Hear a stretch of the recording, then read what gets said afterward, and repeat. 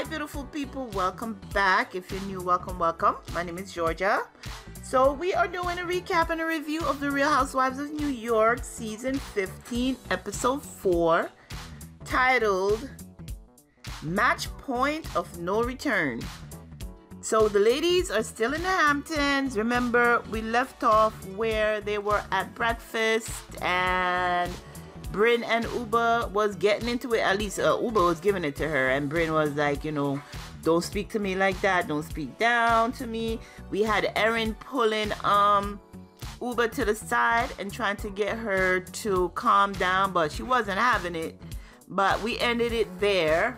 So now we have later on that morning, or right after breakfast, the ladies, they all get in the Sprinter van and they're going to have to go play tennis. So they all reach the tennis court. They find the instructor to be very good looking. So they were flirting as much as they can. The ones who weren't married, of course, Bryn. And who else? There's a couple of them flirting, even the married ones, I think. But they played a little bit of tennis. Some of them got bored of it and then went to sit down and talk. So Raquel has a very unique last name, and I believe it was Jessel who asked her, how did you get your last name? And first she told us about, she said she didn't have her dad's last name, and she goes in to tell us how, it came about. She got her last name, which was that her mom left their dad when she was 1. And later on down the line, when she was about 11, she wanted to get to know her father and their family. So they reached out to him via her uncle. She got a phone number, gave him a call, and he told her don't call the house no more. She went and told her uncle what happened. Uncle told the dad, like, you can't do this. So she got invited for Thanksgiving. This is around when she's about 12 now. Went to Thanksgiving, met her siblings, and they took like a photo booth picture, and the dad cut the picture in 3 because it's 2 siblings and her, and gave each of them their piece and tell her, okay, go ahead, have a good life. So with that, now she goes and tell her mother, I don't want his last name. I don't want to know him anymore. I want to take your last name. So her mom was like, you can't have my last name either because my dad was also an a-hole. So they went through the family tree and decided and came up with a name, which is a unique last name. So that was sad to hear. She started crying. Of course, you would get emotional because you would think that, as a young girl wanting to get to know your dad, and he treats you this way, taking his anger out on the baby that he had with his wife or ex-wife, then, that wasn't cool at all. But she tells us, that's how it went. Of course, Bryn had some very kind words for her, saying, maybe that is what gave you your drive to be as successful as you are. Because as we know, she's a very successful artist. So maybe that's what she thinks about when she's painting and stuff. Because most artists, singers as well, whatever they're going through in life is what comes through on their music, on the canvas, in their books and stuff like that. So it was an interesting story to hear from Raquel with another interesting story. She's a very interesting lady. All right, so now at the tennis court we have Bryn and Sai and Uba. They are not on one accord at all. I believe Sai is over Bryn at this point. She is not even engaging. She is interacting with everybody else except Bryn. She is tired of her. So now they're in the Sprinter heading back to the house. We have Uba asking Erin to call her dad because she wants to hang out with Erin's dad. It seems like he's a ton of fun. But they are going home to prepare for the Shabbat's meal. And everybody is going to make something. The ones who volunteer to cook, they're all going to come together and cook. So we have some of the ladies getting ready to go to the grocery store to pick up stuff, and then we have the other ladies, some starting their meal, some are chilling. We have Jenna going and check on Bryn. Bryn is still upset. She has asked Erin at this point if it's okay for her to leave, and Erin is like, please don't go, stay and we'll try to make sure that we get through this. We have Jenna asking Erin, we have Jenna asking Bryn to come stay in the kitchen with her. Bryn volunteers, and then she wanted to leave, and Jenna was like, don't leave, I'll let you wear my diamonds. And Bryn was like, who could turn down an offer like that? Because we know that Jenna got some nice pieces, girl. Have you seen that necklace? Have you seen her ring? Did you see that bracelet at breakfast? Oh my God, Jenna is. And she was like, in the confessional, Jenna was like, I think diamonds have healing powers. I agree. And who could turn down wearing diamond? It just makes you feel better. And it really does. So that's what we have. Those ladies, you know, bonding in the kitchen and coming together. Then we have the three ladies who went to the supermarket was Sai, Uba, and Jessel. So they're at the supermarket and they're comparing prices. The prices of things are ridiculous. We have a gallon of milk costing, what, $9? A carton of eggs costing $7. And I'm like, isn't there a Stop and Shop out east? I know there is a Stop and Shop supermarket. Why did they choose to go to this boutique supermarket is beyond me. But they did, and they found what they needed. But it was just like, wow, those prices were ridiculous. And I'm sure if they drove like 5 minutes down the road, they were going to go into the local Stop and Shop and would have gotten everything they needed for a lot cheaper. So now we get into the conversation of Jessel and her eggs freezing. We have Uba telling her, girl, let's get pregnant together and raise our babies together. And we have Jessel telling her that, you know, her husband isn't sure if he wants another child because they have the twins, the boys, and she really wants a girl. She's telling us that, you know, it's costing her $1,000. I believe it's a month to keep her eggs on ice in LA. And Sai was like, I'll be a surrogate. If you want me to be a surrogate, I'll carry both your babies for you. If you want me to, you're going to pay me. Because she tells them it's an extra $250,000 for them to find a surrogate. And she was like, I'll carry your babies for you. We have Jessel saying, if Sai got to carry my babies, that means I won't have any kind of participation. So therefore, no thank you, girl. And they're talking about her husband not wanting another child right now because it's so expensive.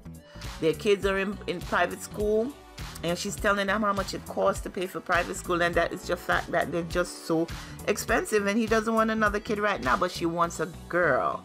So, you know, they talked about that for a little while, and then we see them coming back home now, and they have pizza along with all the other groceries, and Erin was like, where you going with pizza? We have dinner coming. She said, Uba is about to cook some rice and peas. You know how long that's going to take? And we hungry right now. So they had something as a snack before dinner. The ladies are finishing up in the kitchen and everybody went and got dressed for a formal Shabbat dinner.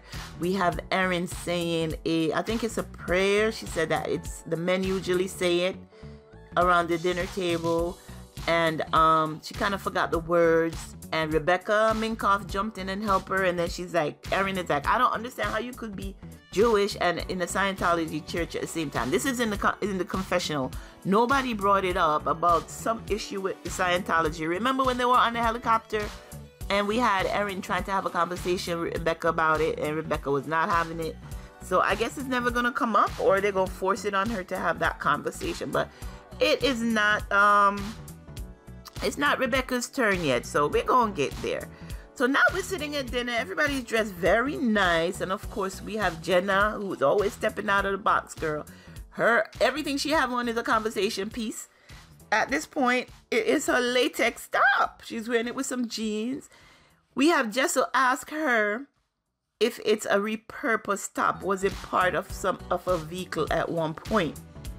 And somebody's like, how is that going to be part of a vehicle? She didn't answer it, of course. But Jenna goes in and let us know that it is a couture piece, one of a kind. The designer is in London, and it's not cheap. Like we know, nothing Jenna has is cheap. So they had a nice conversation about it, and it looked good. Somebody also asked her, you know, how did you get into wearing latex? And she goes in to tell a story about a guy she used to date who was a reporter and had to do some undercover reporting in some dive places in New York, and there's some dungeon business going on where there was actual stuff happening. Use your imagination. And it was then that she fell in love with latex. And you know, she always have a piece or so. She makes sure that she has a piece in her collection at some point. But Jenna is so interesting to the girls. I mean, like, Bryn is in love with her because She has so many stories, and the questions that Jessel asks, people gotta look at her like, girl, really? But I guess that's how it is. You know, when you're English and you're not exposed to a lot, you got questions, and the way you ask it is like, where were you? You know, hello. Just meeting you for the first time. So then we start playing the game, Never Have I Ever. And everybody went out and, you know, said what they never have. And some ladies took a drink and others didn't. And they had a kiki about that. So now it's the dessert time for the pavlova. I've never known what a pavlova was until I watched this show. So it's apparently a dessert where you have like a flaky crust, and then it's topped with cream, topped with fruit, and you serve it like that, and then everybody takes a piece. It's supposed to be very delicious. So earlier Erin decided that she wanted to play a prank, and she pulled Bryn into the prank by she's like, I'm gonna put a roach in Jenna's pavlova because she keeps talking about this. She's like, I've heard the word pavlova like all day today and I'm sick of it. So when she was getting the dessert ready, somehow Erin was able to grab the roach and put it in. So now when Jenna presents it to the table and everybody's digging in, we have Jessel happen to get the piece with the roach in it, and she lifts it up by the leg. We have Uba immediately she gets sick and spits everything out on her plates, then run to the bathroom while everybody is laughing. She is throwing up. Sai goes in to check on her, and her seeing Uba's throw up, she starts throwing up. So now we have both of them throwing up, and all the ladies are laughing. And they were like, it's not real. The roaches are real. And Uba was like, I saw the legs. And they were like, Uba, it's not real. So they had a good kiki about that. Now everybody went to bed, and it's the next morning. We have Erin. She has a chef come in to cook for them for breakfast because they were not about to do that. So we get to the table now, and it so happened overnight off camera we had Erin talking to Uba, telling her, you know what, you and Bryn really need to make up, and I think we're going in a good place. We had Bryn come into Uba's room. They got into a conversation, and then I think Erin was interrupting, and Bryn told Erin, you're not a black girl, so you don't understand. Let us talk about it. So still Uba brought it back to the table at breakfast. He's like, you know what, Erin, I love you. You're my girl, but I don't like when you interrupt me. And then Bryn interrupts her, and she was like, see what I'm talking about? You're interrupting me. Then we have Uba getting in the confessionals telling us that Erin is being condescending, and she tells Erin that on the table. She's like, I love you, but you are condescending. She's like, Erin is being condescending, telling about use my words. And she know I don't have a good grasp of the English language. English is my second language. So that is her being condescending. Use your words. And then she goes in and make fun of her, and she's like, blah, blah, blah, blah, blah. And it just turned up. We all see the immaturity of Bryn at times. She is struggling between immaturity and being, you know, a grown-up. She actually gets into the confessional and tells us that she wants the ladies to treat her more like an equal and don't talk down to her. Like she's talking about Sai and Uba. And all this time, everybody's sitting at the table. Sai is not saying anything. She's just eating her food and watching them go back and forth. Because at this point, like I said, Sai has given up on Bryn, or is waiting for her to come, because she has tried talking to her and she's like pushed her away. She's like giving her space, so she'll find her way back to her when she's ready. So we have Bryn getting upset at the table. She's like, I wanted to leave here from yesterday, and at this point I just want out of here. I can't deal with this no more. It's too much. And she's like, I can't deal with this group anymore. So then we have, at this point, we have Uba get up and go in the kitchen to, you know, clean off her plate and stuff like that. And then we have Sai follow her. And she's cleaning up, you know, the place, washing the dishes or whatever, just to make sure that she leaves the place clean. And then with that, Sai is like, are we leaving now? I'm like, shit.